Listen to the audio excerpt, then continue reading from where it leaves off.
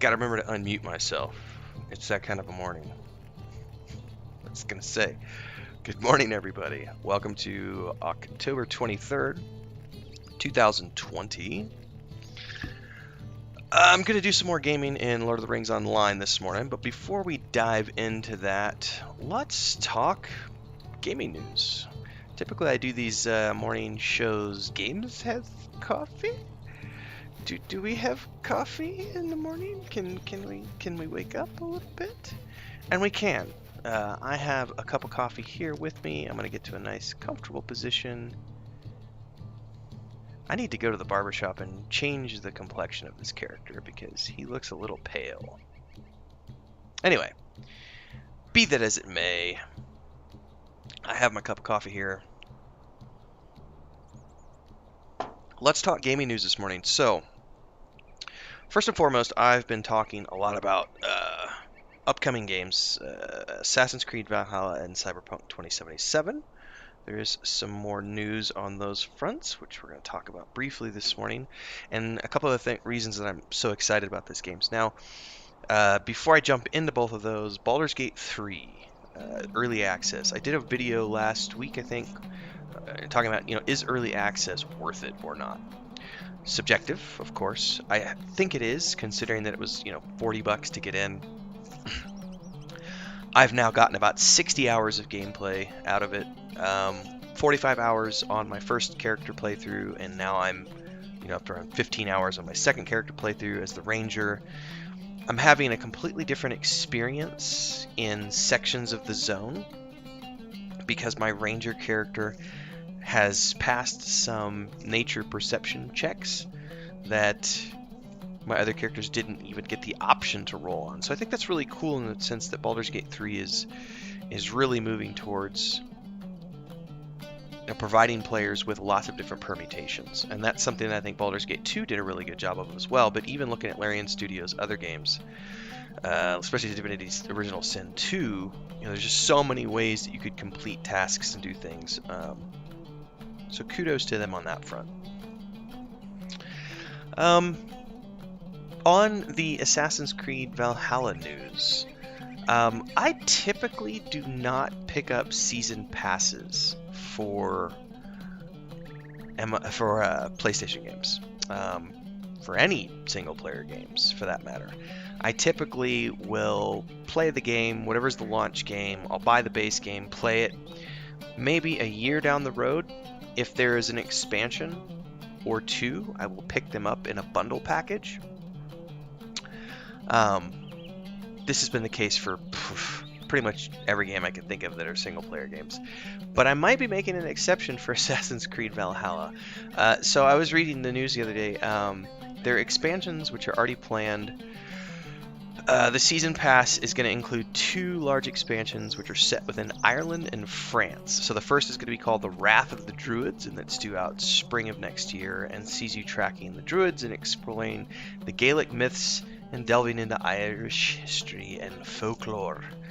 So my wife and I were actually in Ireland at the end of 2017, working on a contract for Fáilte Ireland, which is the tourism board for Ireland. We were there for a month. We were there on a speaking gig at a travel conference called TBEX. We were there speaking on marketing and brand development. And then while we were there, we did a big 2-week road trip along the Wild Atlantic Way, and also 2 weeks working with the Irish Tourism Board on some press campaigns. And so, I have that aspect of Ireland that I really love. But the other component to this is that when I was a teenager, many years ago, I was obsessed and fascinated with Gaelic and Celtic culture and lore. And for a long time, I wanted to go study at the University of Aberdeen in Scotland and study Gaelic and Celtic history and basically become an archaeologist for that lore. And I used to read, there was a good 4 or 5 year period of my time in my mid to late teens where I was just obsessed with that culture and that lore, and that's all I read was books and histories and so many versions of the Arthurian legends, and it was a part of my life where I was just obsessed with Gaelic and Celtic culture and lore. And so being able to go to Ireland at the end of 2017 and spend a month there immersing myself in the culture with my wife and everything was really cool. So when I saw that this was the first planned expansion for Assassin's Creed Valhalla, I went, I kind of maybe might want to think about the season pass and just go ahead and pre-purchase all this stuff. Now, the second one is called The Siege of Paris, and that comes out next summer. And that it says it chronicles a key moment in Viking history while concluding the legacy of Ivor's clan. So, the Siege of Paris obviously was something that happened when the Vikings attacked Paris. We were actually in Paris last year. In September of last year, we went and spent a couple of months on the ground. We were there working with the team at Hidden Compass. It's an award-winning travel publication for whom I work as the marketing manager. It's kind of one of my day jobs. And we were there doing a 2-week workshop with National Geographic editor and writer Don George and National Geographic photographer Catherine Carno and the team at Hidden Compass. I was there as the official photographer and videographer as well as marketing manager. And so we spent a couple of weeks in Paris and got to immerse ourselves in Parisian culture and just really enjoy ourselves and go into the history of things. It was a storytelling workshop, so there was a lot of excursions throughout the days where we were going, and everybody was on site doing research and development for their stories and photography. So I think for me, looking at those two things, it kind of made me want to pre-purchase the expansions. Now, behind all of this also is that I have a Scandinavian background. My great-grandmother was from Finland, and so I have a cultural pull towards all things related to the Vikings. And it doesn't hurt that my wife, Chris, loves everything related to the Vikings. So Assassin's Creed Valhalla is looking to be a game that, for me, is going to fulfill a lot of different roles, whether it is just diving back into the Viking culture and heritage and history that is a part of my background and something that my wife is very passionate about. And also on top of that, it's going to be a fun game, but then it goes into the Gaelic and Celtic stuff and Irish lore that I had such a deep passion for in my teens. And then I think just all those things combined is making me consider for the first time ever actually picking up the game with the season pass included, which I've never done before for a single player game. But it's looking to be something that I actually want to dive into and immerse myself into enough that I will play it continually. We'll see. I may still wait until both the expansions are out and then just buy them and play them then. You never know. And then on to Cyberpunk 2077 news. So I've been waiting for this game for a long time. 5 years, 6 years. I mean, it was first announced, I want to say, like 9 years ago.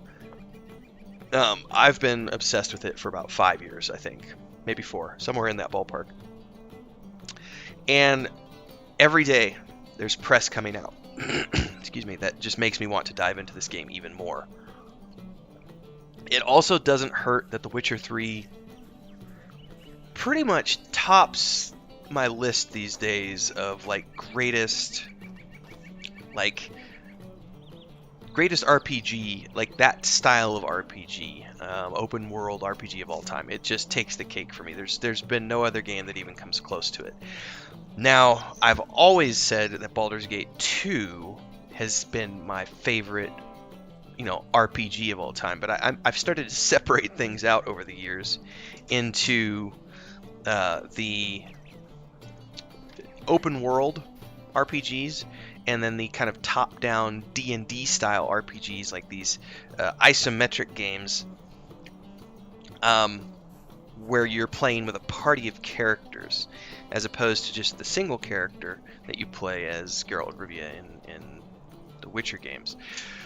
So what really intrigued me the other day is there was this Twitter bombardment that happened around Cyberpunk 2077, and one of the tweets that they sent out was basically that they consider The Witcher 3 and the quests in The Witcher 3 to be a warm-up to what they are producing for Cyberpunk 2077 in terms of the diversity of quests and all the various ways that you can do quests and, you know, quest lines in different directions and everything else. So I gotta say, I'm even more hyped for Cyberpunk 2077 than I was before. So it's proving to be a pretty cool adventure watching them produce that game and get it ready for the public, and I can't wait.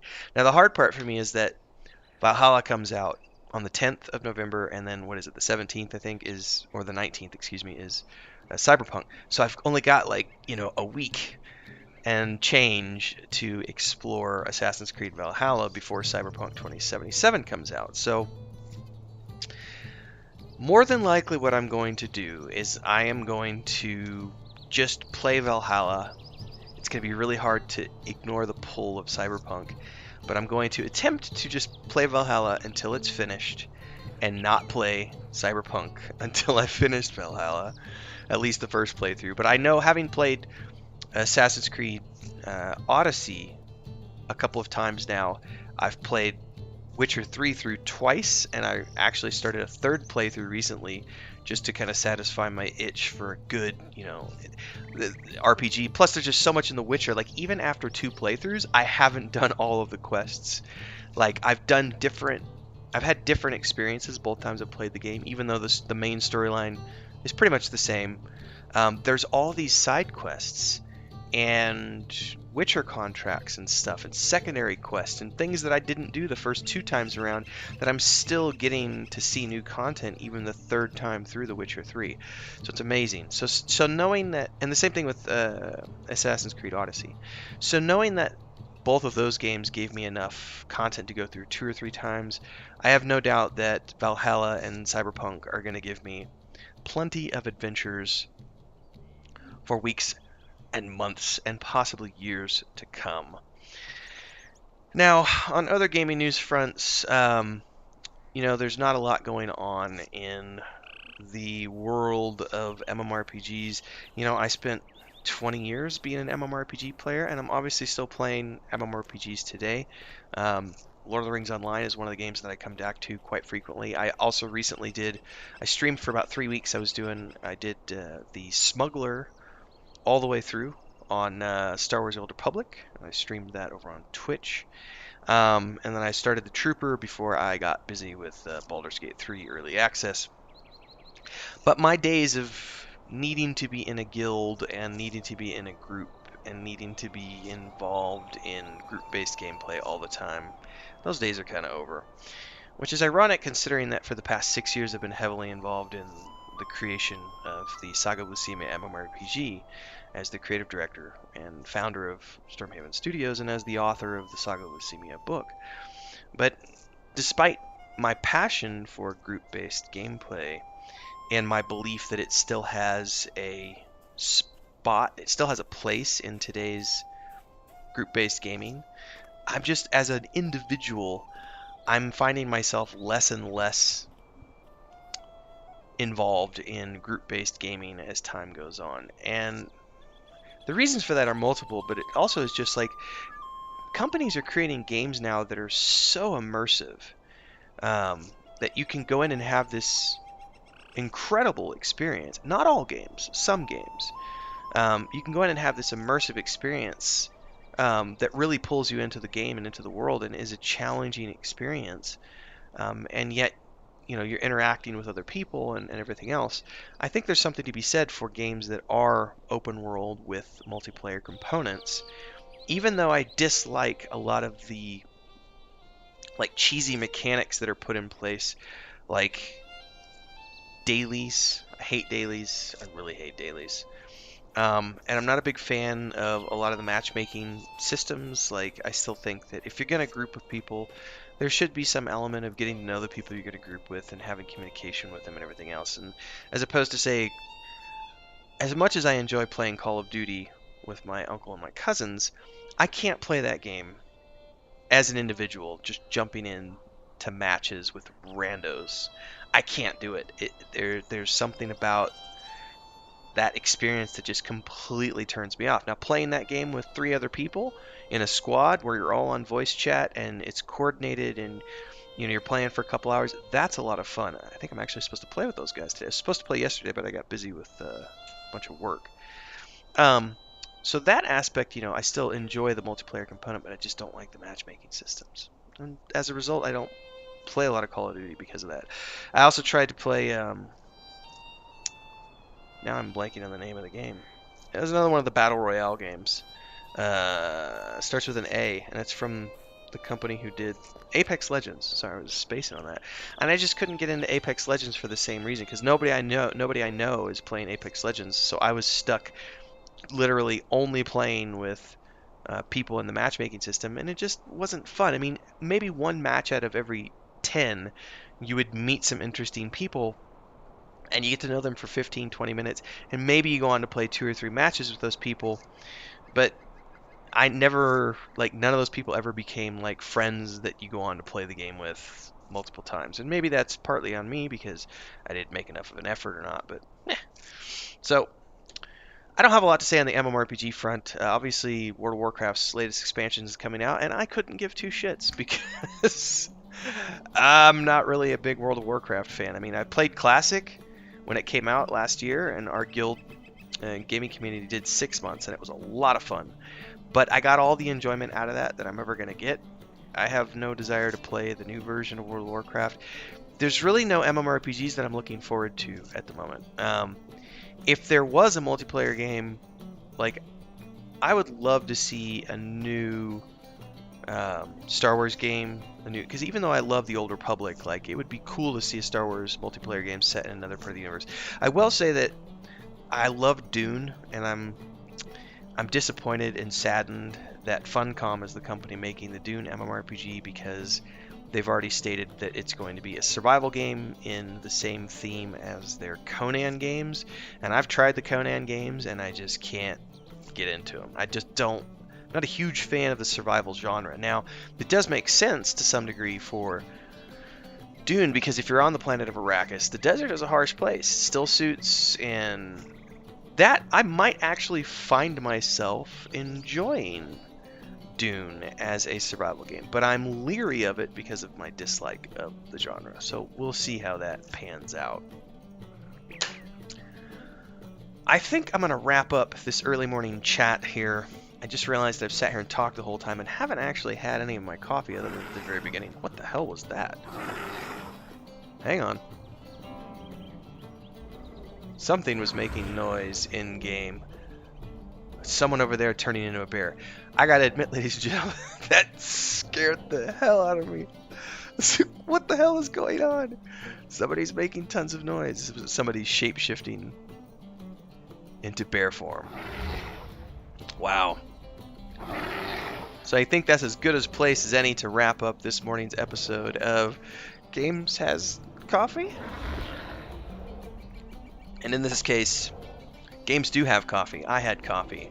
So thanks for tuning in to episode, I believe this is episode 7 of Games Has Coffee. For those of you who are tuning in after the fact and watching this on YouTube after it's been uploaded as an individual episode, thanks for following along. Don't forget you can subscribe to the channel if you liked what you heard, and if you want to hang out with me more, hit the bell icon to get more updates as they go live. And stick around, I've got more stuff coming in the pipeline. I'm going to be doing a live reading of the prologue of Echoes of the Past, Book 1 of the Saga of Leucemia, probably tomorrow, Saturday or Sunday. I'm going to do a live reading of that. And I'm still working on that short story that I'm doing a live writing of here on YouTube, so stick around for that as well. So thanks for tuning in, and I will see you in the next episode. And for those